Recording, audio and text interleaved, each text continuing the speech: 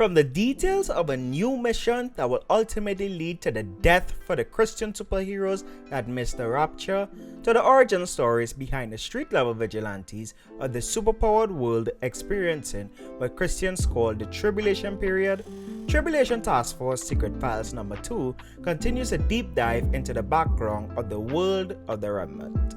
Following the essential reading order, we covered the Remnant issue 0, Parables of the Remnant issue 2, Secret Files issue 1, which introduced us to this superhero-filled world that is currently experiencing what Christians call the Tribulation period before God's appointed time.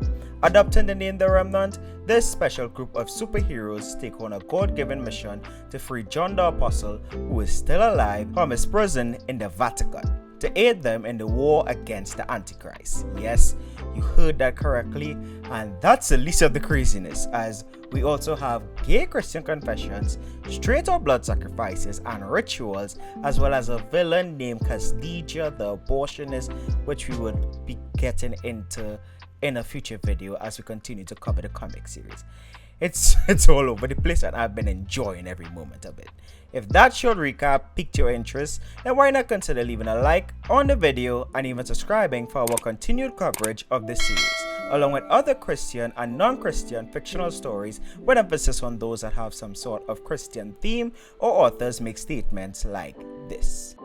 And I don't know, somebody pointed it out or he read it and he wrote us a letter saying, "We can't do God. You're going to have to print in the letters column a retraction saying that this is not the God, this is just a God." Steve and I said, "Oh, come on, this is the whole point of the story. If we did that retraction of God, this is meaningless." But with that out of the way, let's dive into Tribulation Taskforce Secret Files issue 2. Following the opening of the last issue, where the Remnant squad were badly defeated by Apollyon right before the actual Rapture took place, this issue kicks off 3 days after the event with someone on a search for the entrance to a secret bunker. Getting in via the emergency entrance and commenting about the mess in the place, they proceed to access a holographic message from Grok which says, "If you are seeing this, I'm sorry to say you've missed the Rapture and have been left behind." These journals hold information about the task force and information that is critical for the remnant that remain. It is your duty to get these journals to them. I am sorry to say, if you accept this mission, it will cost you your life. But now, the only way to save your eternity will be to lose your life here. After accepting the journals, you have approximately 3 minutes to exit the base before it self-destructs. Godspeed. After recovering from the blast and opening the journals, we see that it's none other than Flameshot, or possibly Blue Flame in his father's costume, I don't know. We'll figure it out as we go along. Continuing, we receive 2 log entries. The first detailing that the Rapture has occurred. All Christians have been removed from the earth. The new world leader, Apollyon, has taken control of the Earth's governments. With his enforcers, the Watchers, the world has become a very different place. What follows are excerpts from the Tribulation Taskforce leader Grok's journals. These journals are very critical to the uprising of Jewish Christians who have begun to preach to the world which is lost in delusion. So with that in mind, this particular comic is different to the mainline Remnant and Parables books. Secret Files are mostly a collection of short stories, origins, and explanations of the Remnant universe merged into a single comic book, rather than being one cohesive story like the regular Remnant books. So I won't be covering the entire hero info cards and urge you to buy the books to check them out if you wish. Some of the short stories are actually available on the Remnant website as webcomics, which is available in the description down below. Continuing along, we get a log entry about family discord, quoting Matthew 10 verse 34 to 36. "Do not suppose that I have come to bring peace to the earth. I did not come to bring peace but a sword. For I have come to turn a man against his father, a daughter against her mother, daughter-in-law against her mother-in-law. A man's enemies will be the members of his own household." Followed by Flameshot expressing how he has seen the application of this scripture throughout his life, especially with his wife Pink Spade and their son Blue Flame. They tried to raise him up in the best possible way they could, even referencing Proverbs 22 verse 6, which says, train up a child in the way he should go, and when he is old, he will not depart from it. But despite all they did, it's up to that person to choose their own path. And when Blue Flame got his powers, he chose his own path, siding with Apollyon and straying as far away from God and his parents. We are given the info cards of all three members of the family, but I'll only read the history part of the card, starting with Flameshot. Alex Conley, aka Flameshot's history, is a tale of abuse and anger. Alex was brought up in a household of chaos. Mother and father both being heroin addicts, Alex learned at an early age how to fend for himself.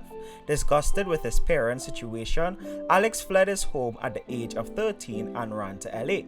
Living on the streets of LA was not easy, but Alex survived by conning locals and stealing what he needed to stay alive. Alex's luck would change when he picked the pocket of the high-ranking crime boss Anthony Shaducey.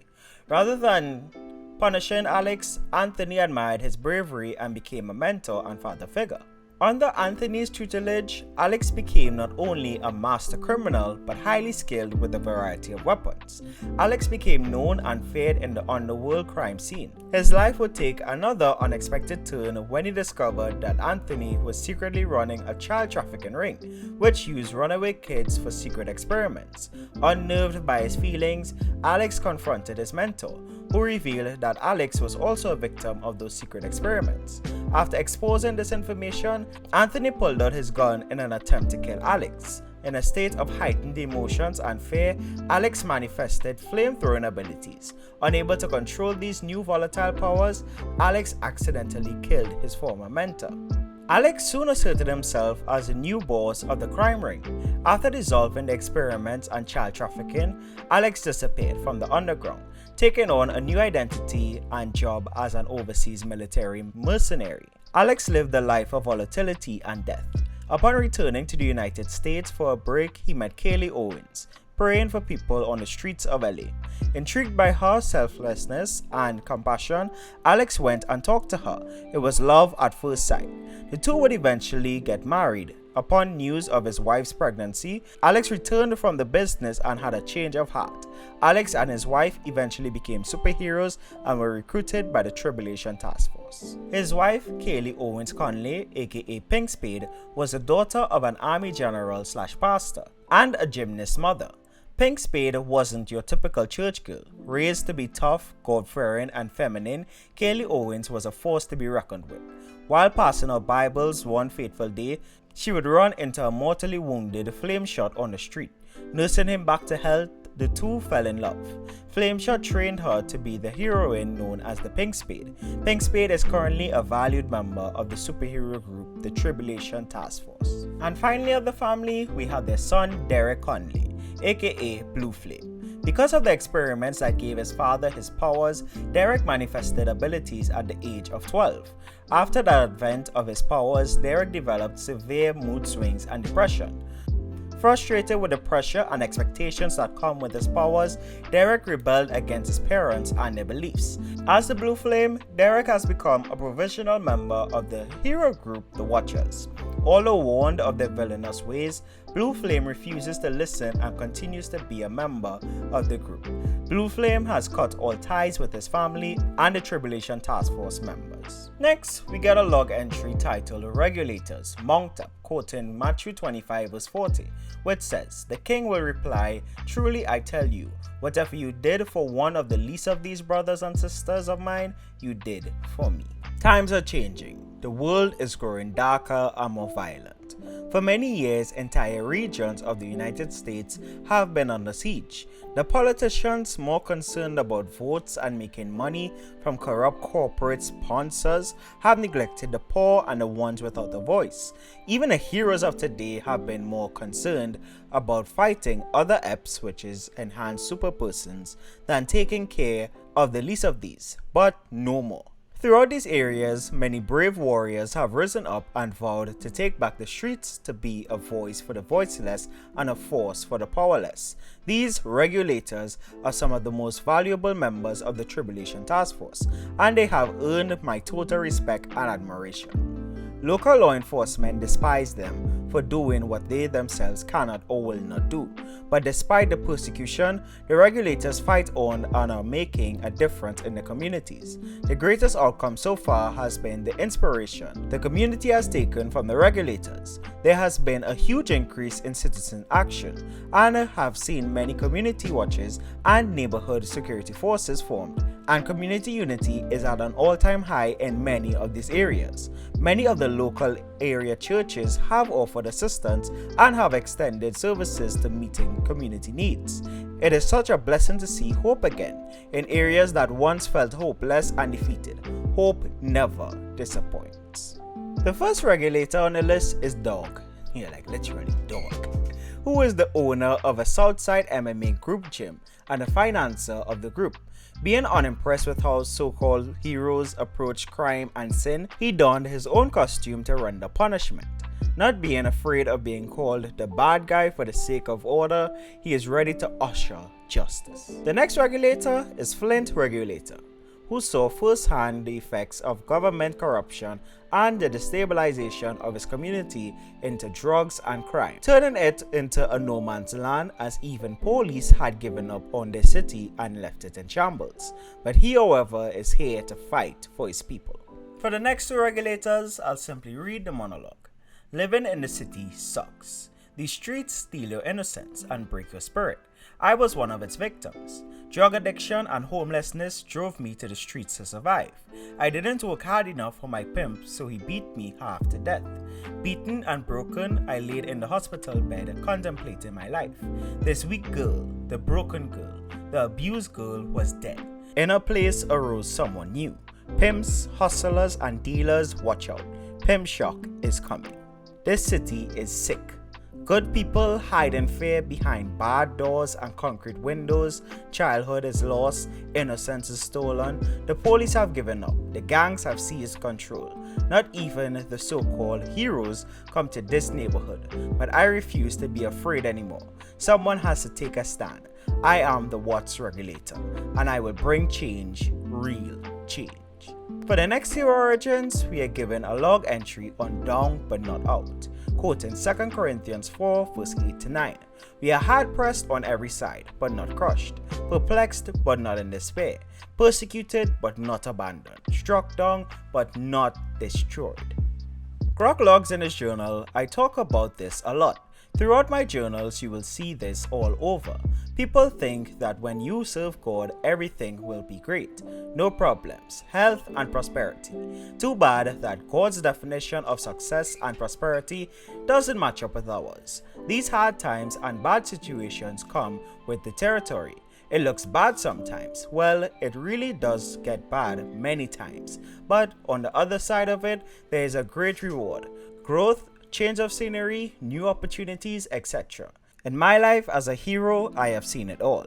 What is a hero if he hasn't gone through a trial or had to face some kind of adversity? In the task force, many of our friends arrived at their destiny through a series of troubles and disaster. I have had the honor of helping many of them out and helping them get back on their feet. I am blessed. Watching the suffering really sucks, but seeing the beauty afterwards is an amazing thing to behold. Anarchy Prime was a gutter punk, living on the streets with a heart lost in nowhere, but even at his lowest, God sent Grok to find him. And with the Tribulation Force, he found a true family. They led him to Jesus and loved a failure like him, in his own words. Most people saw him as a monster, but God looked at the inside of him and saw a heart after his own and the spirit of a warrior. So, until my dying day, I will take up my cross daily and fight the good fight. John Smith worked at Center Turn Energy, where his job was to make sure the nuclear reactor was functioning properly. But when the shareholders wanted them to push the planet's output capacity to a dangerous level, all because they were not making enough money from them, John was ultimately fired because he just couldn't stomach the inevitable meltdown it can cause. But even in that situation and that down feeling, God had other plans for him, as what man intended for evil, God used for good, becoming the hero in it. The next hero on the list is none other than the Remnant tech supplier and the guy who makes all the suits, Tech 9. Taylor grew up in a fairly poor family in the Bronx, New York. After losing his father at an early age, Taylor found a mentor in his youth pastor, Greg. Greg inspired Taylor to follow his passion of inventing. Finishing MIT at the top of his class, Taylor went on to form the Supreme Corporation with his friend Daniel, who is also known as a hero Raython. His startup corporation produced a number of amazing products, and Taylor's corporation became a household name. Uncomfortable with his newfound fame and fortune, Taylor became a silent partner in his corporation and went off to find what God wanted him to do in this stage of his life. Soon after, Taylor met the mysterious Grok, who supplied Taylor with a key component to a long-abandoned metal power project. After completing this project, Taylor joined Grok's crusade to stop an oncoming ancient evil as a superpowered hero, Tech 9. The next person is not really an on-field hero per se, but one of the more important persons in the Remnant, Dr. Sonia Riverdale, who helps them each understand the full capacity of their power. And I'll read her monologue as it is pretty cool. 2 PhDs and a master's degree, I swore I would be running the CDC or become some high-ranking government official. I never could have imagined that I would be working with EPS, which means Enhanced Super Person. But that is where God placed me. Training, evaluating, and instructing the people who are working to keep order in these end times. It's not a high-paying or glamorous job, but I've found a loving family here, and my real rewards are waiting for me in glory. Next, we have none other than John the Apostle. John was one of the original 12 disciples/apostles who walked with Jesus. John was known as the beloved apostle and the one Jesus made a reference to as possibly never dying until Jesus returned.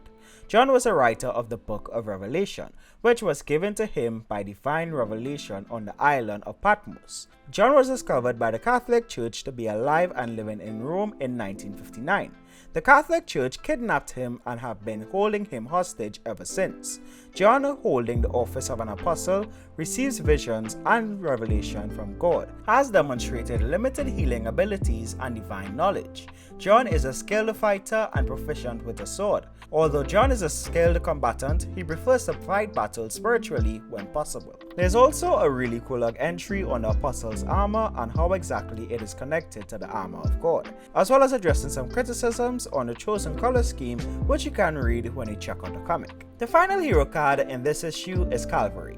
Daniel Christiansen believed his life was cursed. He seemed to go from one disaster to another in life. After being fired from his high-paying job, evicted from his home, and dumped by his girlfriend, Daniel thought things couldn't get any worse.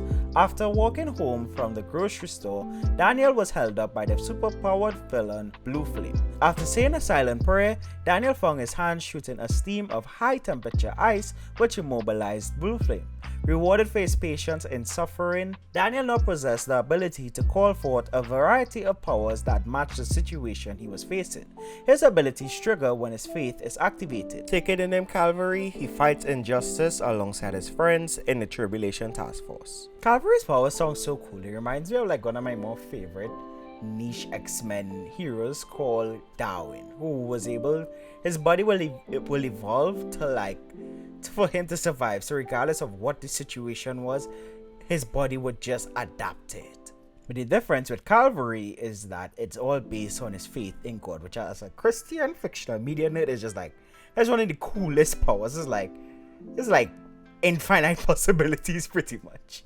You also get some information behind the battlesuit tech of the Remnant members, which are created and designed by Tech 9 and Raython. It's powered by a unique metal alloy that was finished with components supplied by Heaven itself. With the two being really great inventors, they created a utility belt worn by some Remnant members that are able to shrink objects and recall them at any time, dubbing it as quantum pockets. And that's one of the things that I love about the Remnant, because it plays into the sci-fi aspects of fiction in a way that it doesn't go out of its way to disprove or exclude God when compared to the big mainstream stories. I hope you realize I'm not the Messiah. Jesus didn't shoot anyone through the head. He did not. This is another reason why you're a far superior Messiah. Wait, what? But I'll not go down that rant right now. Let's check out the Tribulation Taskforce allies of this issue, which are unique characters created and envisioned in the Remnant universe by persons who buy the $100 and up tiers during the Remnant crowdfunding campaigns, which there's actually one going on right now, where the link for that will be in the description. I'm not going to go in depth as I plan to cover them all in a separate Tribulation Taskforce allies video in the future, but in this issue we have Conscience, the Gesture, Simon N. Kirby, the Agent, Relentless Tin Soldier, and Ultra OCR Man. Since I did skip covering them in the last issue, I'll read off the names of the allies from issue 1, which are Starstruck, Silver Saint, Gospel Man Ted Silverman, Red Talon, Trash Man, Courage the Mighty Bear. Yeah, that's why I want to save them for its own separate video. Now, let's get into my honest rating of this issue using our channel's Christian Fiction Judgment Scale. The story, 5 out of 5 for me personally, as I quite enjoyed each backstory and the little lore tidbits of the characters. Creativity and artwork, 5 out of 5. Remnant art on a whole has been fantastic thus far. It's yet to disappoint me. I mean, Parables number 2 did disappoint a bit, but it's yet to go all the way down to 1. Theological basis, which refers to how well core Christian principles and theology is adopted into Christian fictional work, giving the creators enough leeway for creative freedom once they don't flip the Bible or twist it or warp it in a way that is completely out of context of the scripture or connect it back to the scripture is a roller coaster to try to even link it to anything in the Bible.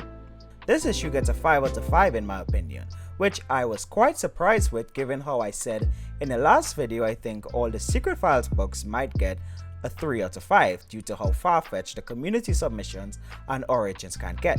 But this issue, even though this is a fictional comic book about superheroes fighting against the premature rise of the Antichrist with heroes like Pimp Shock and Flint Regulator and Dog kept the scriptures they were quoting in context without twisting it by maximizing their creative freedom and creating unique fictional stories that have a Christian foundation without needing to dip into ungodly stuff And by ungodly stuff, I mean in the sense that we ain't got no Christian sorcerers or Christian magic users or stuff like that, at least to this point. Or it's mixing pagan stuff with Christian stuff, saying that, oh, this is a Christian who is a sorcerer that gave his body up to be possessed by a demonic entity, sort of nonsense like a lot of mainstream Christian attempts. But with this, they have been hitting the nail on the head, putting verses into the comic panels in a way that for me personally doesn't come across as preachy at all. When it comes to my enjoyment and how likely I am to recommend it to someone, really and truly this is a 5 and this will be a perfect 5 out of 5 comic, but I have to give it a 2 out of 5. I have to find a category to deal with this because it's mainly because of the errors in the hero cards and the logs. Tech 9's card is a perfect example as the card randomly had the name John in it instead of Tyler, which is his actual name. It was quite confusing in the moment because I was like, who is John? Because the hero card says his name is Tyler Baldwin and the only other person's reference was Daniel, which is Raython, and Greg, the youth pastor that helped him out. I don't know if I am missing something on John, and please correct me if I'm wrong, but just as I said in issue 1, I don't know if it was just the digital issues, but the fact that this is a paid comic with it has a lot of spelling errors as well. I'll highlight some and put them up on the screen. That's an issue, especially there's a lot of letter formatting errors on the digital comics where some letters are squashed. I don't know if it's I don't know if it's an Adobe Acrobat thing because that's what I use to read the comics. That's an issue for me personally when it comes to books and stuff where it has it seems like there's little proofreading. Well, I don't want to say there's a little proofreading, but there's a lack of proofreading with common G code or stuff like that throughout the, like, a good amount of it can be spotted where the letters are like back to front for certain words, or just stuff like that, some weird grammar in certain places that in the like text areas. I have not noticed any actual errors in the lettering, the actual like speech bubbles, but like the things like the logs and things, they have like logs and the hero cards have like some errors I've been coming across, and that's just like, for me, especially as I am rating it when compared to the standard of the comics industry, not just as a Christian who just like would say, just because it's a Christian I have to love it and give it 5 out of 5. If I don't give it 5 out of 5, I'm being sacrilegious and blasphemous and do like Christian stuff. No, that it's not because I don't like it. It's because I love these comics, and because of that I am holding them to a particular standard. And that's it for me. I think I'll have to like probably make a new category, or probably decrease this from somewhere else, because I thoroughly enjoyed this comic, but damn, the spelling errors and stuff, and it throws you off sometimes, because then I'll have to reread them and like, wait, what is this even saying? But yeah, so overall, this issue of Tribulation Taskforce Secret Files number 2 gets a 4 out of 5 from the explanation. The next installment of our coverage will continue into Secret Files number 3. Links to purchase the Remnant comics will be in the description, as my breakdown will never be able to do the full story justice nor the artwork, as well as encouraging you to support and buy these Christian alternatives to the current landscape of fiction that is progressively getting worse, with blatantly twisting the word of God and introducing all manners of things into the stories that even some non-Christians are getting sick and tired of. If you enjoyed the video, then please consider leaving a like and subscribing for more videos like these that are aimed to push these comics that actually present great Christian values and messages in an entertaining way that doesn't come across as cringy or too preachy. But that's not all you'll find on this channel, as we have also been doing live streams creating small-scale video games based off of Christian fictional stories and biblical events. Check out a clip from our last The Pilgrim Progress inspired video game live stream. So like how this would like,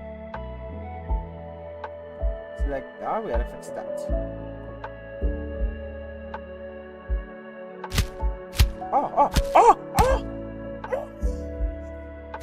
Yeah, I got jumped by my own code. If you would like to come and check it out, then we'll be live Friday at 7 p.m. Atlantic Standard Time. If you enjoyed the video to the point you are looking to check out something else on the channel, then I highly recommend our video where we covered why I think Christian fiction sucks, but with comics like The Remnant, it is definitely getting better. Available in a card at the top right hand corner of your screen, or you can continue down the coverage of the Remnant playlist as I continue to cover the comics, which is available right about now.